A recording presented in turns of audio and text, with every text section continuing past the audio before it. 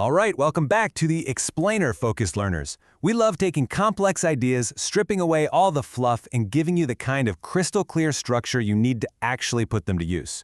Today, we're bringing some serious energy to what is literally the most famous budgeting rule on the entire internet. Yep, you guessed it, the 50-30-20 rule. You've seen it everywhere, right? It's kind of the ultimate conventional wisdom for managing your money. But today, we're going to test it honestly. We're running the real numbers, taking off the rose-colored glasses, and figuring out if this ubiquitous framework is actually a blueprint for financial success or if it's accidentally setting you up for failure. Okay, let's dive right into this. Does the 50-30-20 rule actually work in today's economy? I mean, it sounds incredibly appealing because it's just so remarkably clean and simple. And let's be honest, who doesn't love a neat little formula that promises to magically solve all their financial stress? But we really have to ask if this simple rule is dangerously out of touch with reality in 2026. A lot has changed economically over the last couple of decades, you know? And relying on an outdated map to navigate our modern financial landscape can honestly lead you straight off a cliff. We need to know if the math still holds up when the rubber actually meets the road. So at its core, this framework establishes three baseline buckets. It says 50% of your take-home pay goes to non-negotiable needs. We're talking housing, groceries, basic utilities, and transportation. Then 30% goes into your lifestyle wants, things like dining out, entertainment, subscriptions, all the fun stuff. Finally, you've got that last slice representing 20% for your future, which covers savings, emergency funds, investing, and paying down debt. It looks like the absolute perfect recipe for a balanced life, doesn't it? To really grasp this rule, we gotta look at where it came from. It was actually popularized by Senator Elizabeth Warren way back in her 2005 book, All Your Worth. The framework divides your after-tax take-home pay, so the actual cash landing in your checking account, definitely not your gross salary, into those three balanced buckets we were just looking at. The theoretical goal here? It's brilliant. It's designed to give you a sustainable balance so you're covering the essentials, actually enjoying the present moment, and still building wealth for the future. It's a wonderful theory, but as we all know, theory is one thing and real life is another. Section 1, where the math works. The $90,000 reality. We want to be completely fair to this framework, so let's start with a scenario where it functions absolutely perfectly. We're not here just to dunk on conventional wisdom. We want to see the exact environment this rule was built to thrive in. So for someone earning $90,000 a year, their take-home pay after taxes is roughly $6,500 a month. Applying our rule, that breaks down to $3,250 for needs, $1,950 for wants, and $1,300 for savings. Look at that breakdown. I mean, at this income level, this provides incredible structure without feeling like a restriction. It literally gives every single category plenty of breathing room. Let's quickly zoom in on what that actually buys you. With a $3,250 needs budget, you can comfortably cover a $1,200 to $1,400 one-bedroom apartment in a mid-cost American city. You can make your car payment, buy your groceries, pay for insurance, all of it, with room to spare. And not only that, but with the 20% savings bucket, you've got over $15,000 a year going strictly into your future investments. In this specific scenario, the math genuinely works. It is a beautiful, flawless system. But let's be real for a second. Most people do not take home $90,000 a year.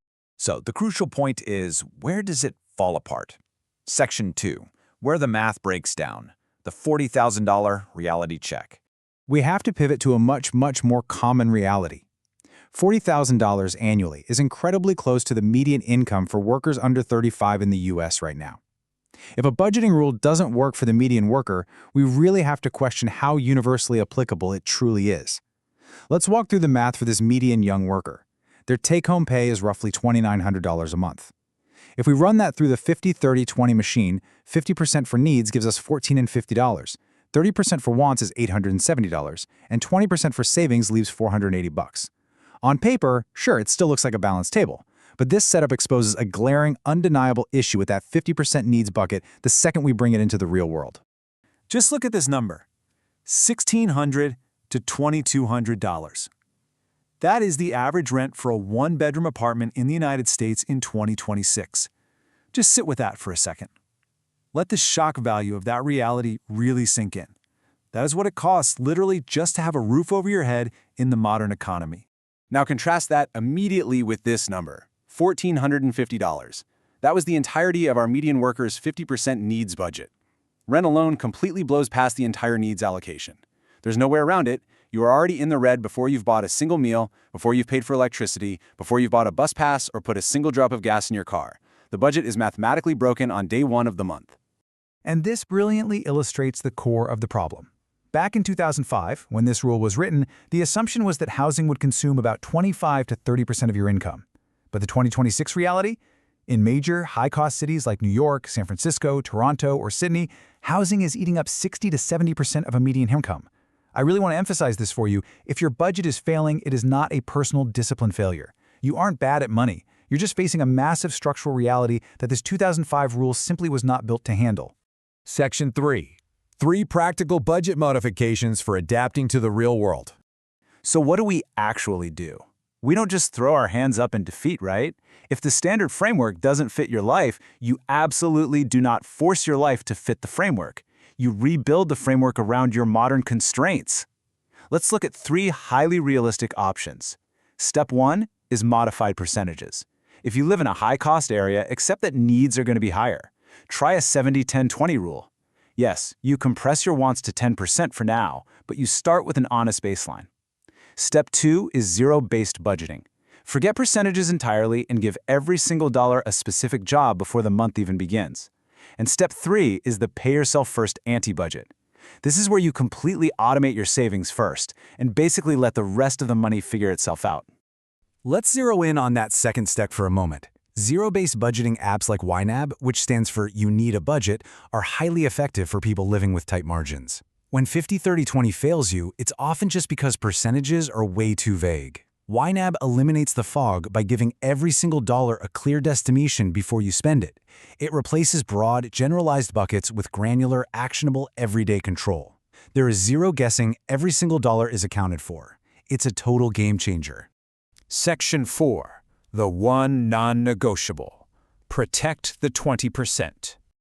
Amidst all of this amazing flexibility we just talked about, with your needs and your wants, there is one unshakable anchor to this explainer. You absolutely must protect your 20% savings allocation above all else. You can negotiate the rest, but you cannot negotiate this. Why is this specific slice so incredibly vital? Because it's the vital infrastructure of your financial future. It is what prevents an unexpected car repair from spiraling into toxic credit card debt. It's the money that funds your early retirement so you aren't stuck working until you're 75. It's the absolute fuel that builds compounding, long-term financial freedom. You must protect it and automate it. And listen, even if your current reality means you genuinely have to start at a 5 or 10% savings rate, that's okay. Start there, automate it, and aggressively protect it as you grow your income over time. I absolutely love this quote. Imperfect and consistent beats perfect and abandoned. It is so true. The best budget in the world isn't the one that is mathematically flawless on a fancy spreadsheet.